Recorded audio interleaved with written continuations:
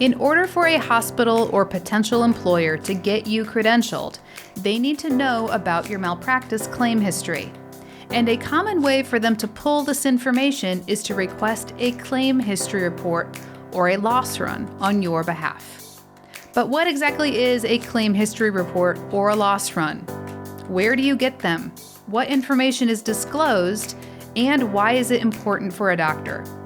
In today's episode, we're going to teach you all about claim histories and loss run reports so that you can utilize them for credentialing, for your malpractice applications, and for your own personal records going forward.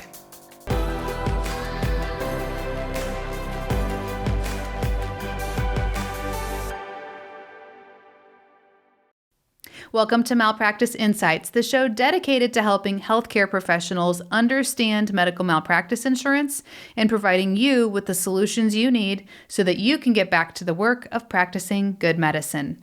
My name is Jennifer Wiggins, CEO of Aegis Malpractice Solutions, and I'm so glad you've joined us today. If you're new to our channel, welcome. Thanks so much for being here. We release a new episode every week, both on YouTube and your favorite podcast streaming platform, so be sure to like and subscribe to stay connected. All right, let's jump in. So, what is a loss run for a healthcare provider?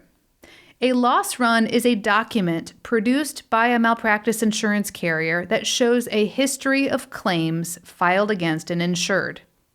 These reports include information such as the date of the incident, the name of the patient, the date the claim was filed, the allegations, and any monies paid or reserves held for that particular case. These documents are called many different things. They could be called loss runs, claim histories, loss histories, claim loss reports, etc. The names are all interchangeable, but they mean the same thing. Most loss runs are 5-year reports, but you can also request 10-year loss histories or even lifetime loss histories. Loss runs will only show the claims that have been filed with that particular insurance company. So, if a doctor has been insured with more than one carrier over his or her career, they'll need to secure loss runs from each company in order to get an accurate picture of the total claim experience for that provider. Let's take a look at a sample loss run. I'm going to pop it here on the screen on YouTube, but if you're listening to this episode on podcast, we'll link this sample loss run in the show notes for you to refer to as well. So on this loss run, we can see the carrier that issued it, the date that the loss run was produced, the name of the insured, their policy number, and the claim data, including important dates, facts, and the current status of the case. If there were no claims for this particular individual, the report would say so. Here's an example of a loss run for a provider who has not had any claims. You can see that the report simply states no claims. Because loss runs only show current filed claims, it's important for credentialing organizations to request updated loss runs on a regular basis.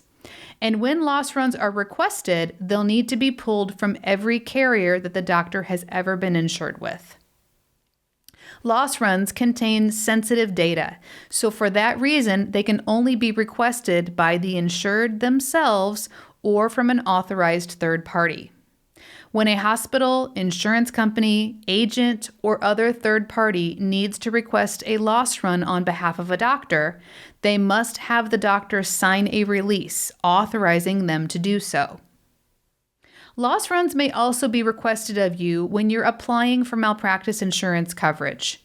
The insurance company will use this report to see how many claims you've had, what the result of the claims were, and ultimately will be able to determine whether or not you're a risk that they're willing to insure going forward. Underwriters will also use loss runs to see how long it's been since you've had a claim so that they can apply any discounts or other credits to improve your premium based on your experience. So, how do you go about requesting a loss run?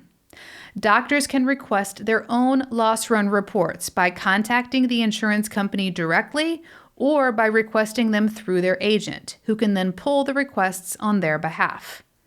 It generally takes 1 to 2 weeks to receive a loss run report from a carrier, so be sure to request them well in advance of your need-by date. All right, this episode was a quick one, but I hope that you found it helpful. If you have any questions on this topic or you want to make sure that you're covered appropriately, click the link in the description box below where you can connect with us via phone, email, or chat today. And if you're listening, please visit us online at aegismalpractice.com. That's AEGIS malpractice.com. We have some great episodes lined up for you in the next few weeks. Be sure to stick with us to follow along. And if you haven't done so already, could you do me a favor and give us a like and leave a review? Your feedback and support helps us reach more people, and we're so grateful for your clicks and your kind words. That's it for today. Be sure to subscribe to our show so that you can catch our next installment of Malpractice Insights, where we're dedicated to helping you understand medical malpractice insurance and providing you with the solutions you need so that you can get back to the work of practicing good medicine. This is Jennifer Wiggins. Thanks for joining us.